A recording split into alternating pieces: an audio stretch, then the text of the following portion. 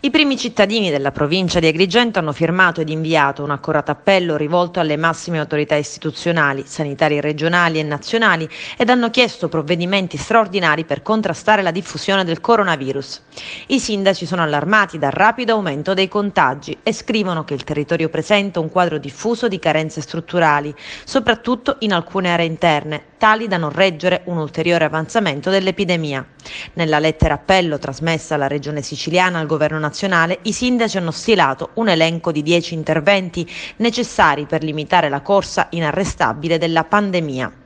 Chiedono di assicurare con i tamponi rapidi in via prioritaria la tempestiva individuazione dei casi Covid-19, garantire ai medici di base la possibilità di effettuare tamponi rapidi per una precoce diagnosi, potenziare laboratori di analisi dei distretti sanitari per effettuare un maggior numero di tamponi, aumentare il personale per la tracciabilità dei contagi dei soggetti affetti da virus e poi tamponi rapidi nelle scuole dell'infanzia, primaria e secondaria di primo grado.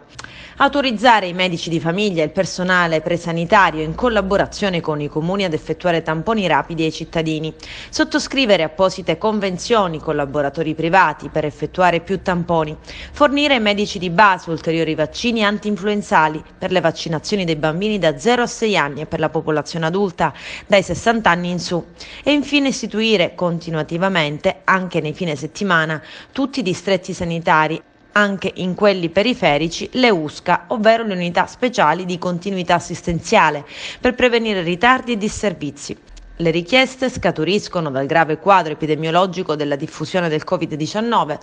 che vede coinvolti tutti i comuni della provincia agrigentina e dalla consapevolezza che appare indispensabile, scrivono i sindaci, attuare un punto cardine del sistema sanitario che veda nella prevenzione lo strumento più idoneo a tutelare il diritto alla salute costituzionalmente garantito.